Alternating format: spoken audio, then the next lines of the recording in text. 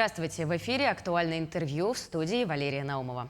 На территории России 68 видов млекопитающих и 88 видов птиц являются традиционными объектами охотничьего промысла и любительской охоты. Перечень представителей животного мира, отнесенных к объектам охоты, утверждается правительством России. В регионе ежегодно Государственной службой учета охотничьих ресурсов оценивается численность основных видов охотничьих животных. Гость студии Анатолий Попов, заместитель руководителя Департамента охотничьего хозяйства и особо охраняемых природных территорий Министерства экологии, природопользования и лесного хозяйства Республики Саха-Якутия. Анатолий Семенович, здравствуйте! Расскажите, пожалуйста, сколько видов животных и птиц в Якутии становятся объектами охотпромысла? И пополняются ли этот список или, наоборот, какие-то виды исключают из перечня охотничьего промысла? В республике свыше 100 видов относятся к охотничьим видам. То, что вы сказали, это по России, да, у нас немножко список уменьшен, так как у нас более суровые климатические условия. И у нас список тоже меняется, потому что периодически у нас некоторые животные заносятся в Красную книгу Республики Саха-Якутия или, наоборот, выводятся из книги, Красной книги Республики Саха-Якутия. Анатолий Семенович, расскажите, пожалуйста, когда организуется зимний маршрутный учет численности охотничьих ресурсов? Наше министерство является специально уполномоченным органом Республики Саха-Якутия, который осуществляет охрану и контролирует за рациональным использованием охотничьих ресурсов. И основой рационального использования охотничьих ресурсов является именно государственный мониторинг численности охотничьих ресурсов. То есть, исходя из численности, мы должны определять, насколько оптимальный объем животных подлежит к изъятию. И у нас ежегодно осуществляется государственный мониторинг охотничьих ресурсов, и существует несколько методов учета численности охотничьих ресурсов. Данные методы сейчас размещены на сайте Минприроды России, на основании которых должны по действующему законодательству провести учет численности охотничьих ресурсов. И наиболее подходящим у нас, как таежная зона Северная Республика, наиболее подходящим у нас является зимний маршрутный учет численности охотничьих ресурсов. И он у нас проводится, начинается вот уже с января месяца и заканчивается в марте.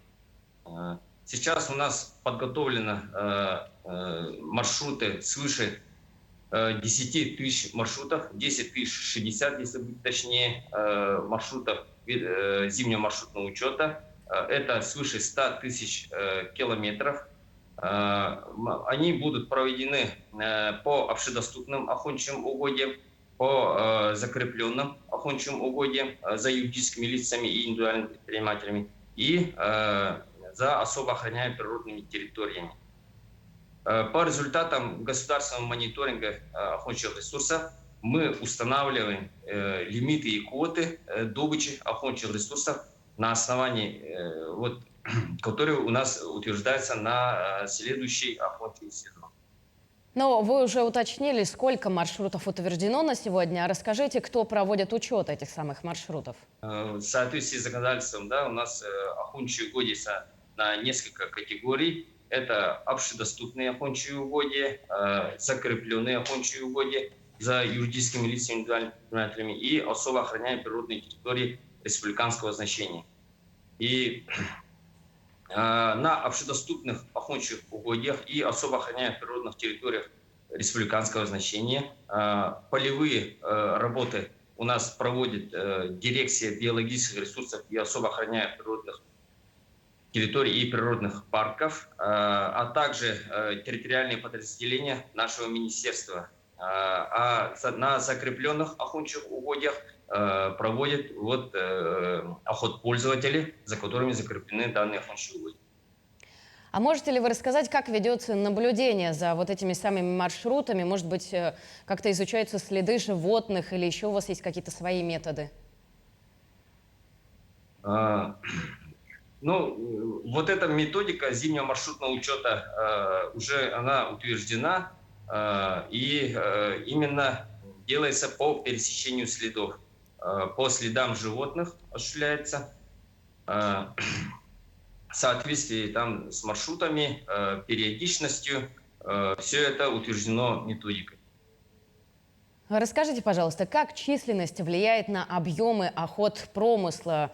Количество лицензий ведь зависит от общего расчета животных, правильно? Да, именно от численности животных зависит, насколько мы можем установить объемы лимитов и квот добычи охотничьих ресурсов, подлежащих к добыче. Да? И, к примеру, вот последние годы мы постоянно улучшаем качество проведения учетных работ, увеличиваем количество ведомостей и маршрутов. К примеру, в прошлом году было проведено свыше 17 тысяч маршрутов. В этом году у нас снижено, потому что у нас произошли изменения в методике. Но, тем не менее, мы стараемся охватить именно большие территории для учета, дальние территории, где высокая плотность охотничьих животных, чтобы показать действительно именно настоящее наличие численности охотничьих ресурсов. Да? И вот если вот последние 3 года, если посчитать, да, у нас намечается увеличение численности основных видов животных, как лось, косуля, благородный олень, соболь. К примеру, вот если посчитать, да, по лосю, в прошлом году, например, было 120 371 вид, то есть позапрошлом, в 2020 году. А в 2021 году у нас численность насчитывает 128 576. То есть на 8 тысяч показывает увеличение. Да? По косуле, например, 46 851. В 2021 году показывает 57 422. То есть свыше 10 тысяч увеличения показывает. И такая тенденция наблюдается по основным видам. Но у нас есть также, и некоторые, конечно, снижение численности тоже наблюдается, но это именно по ситуации, которая зависит от миграции. К примеру, по соболю были и года, когда численность довольно сильно снижалась, и постепенно потом тоже увеличивалась. Так, вкратце вот так динамикой. Важные объекты охоты в нашем регионе – это дикие олени и лоси. Сколько особей разрешается добывать охотникам? И относится ли это к любительской охоте или все-таки к промысловой? У нас, как я вот сказал, да, не только используется зимний маршрутный учет, мы также используем еще методы авиаучета. И методы авиаучета у нас используются в основном для тундровых популяций дикого северного оленя и для учета численности животных в горной местности. И, например, по дикому северному оленю у нас был полномасштабный учет самой большой промысловой популяции, лено-оленевской популяции в 2018 году. И всего, к примеру, лимиты за прошлый год по дикому северному оленю по республике составило 170 103 особи. В основном у нас в промысловой охоте, можно так сказать, да, у нас занимается это охота пользователей, для которых устанавливаются определенные квоты в соответствии их охотугодий численности животных. И также по общедоступным охотничьим угодьям у нас также устанавливаются квоты для любительской охоты. Именно по дикому северному оленю. По лосю также у нас в основном, у нас промысловыми видами охоты являются в основном дикий северный олень и соболь. А остальные виды это если вот в части лимитируемых, да, остальные виды это относятся к любительской охоте, но у нас много и пушных видов животных, которые относятся к промысловой охоте. Да, это как лиса, волк, заяц. Но исходя из того, что на них сейчас спрос маленький, да, по пушнине, основной ценностью у нас пушнины пользуется именно соболь. А расскажите вкратце, пожалуйста, как регулируется численность волков в нашем регионе? На данный момент по зимнему маршрутному учету порядка 7 тысяч особей, 7600 особей. И по данным экспертов, эта цифра занимает где-то 3500-4000 особей, так как волк в течение суток проходит очень большие расстояния, и одного волка могут посчитать несколько раз, да, при проведении зимнего маршрутного учета. Тем не менее, у нас траеж волками постоянно осуществляется, вот, особенно сельскохозяйственным животным, это дикому северному оленю и лошадям. У нас, ну, по сравнению вот с прошлым годом, траеж немного уменьшился, но тем не менее мы постоянно проводим мероприятия по регулированию численности.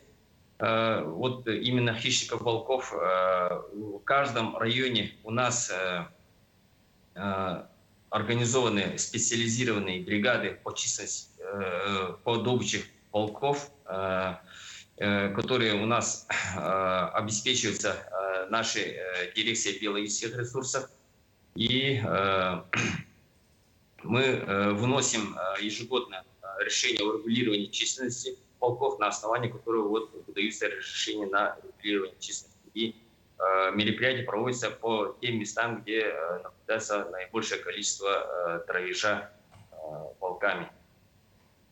Также мы стимулируем добычу волков именно субсидированием за одну шкуру.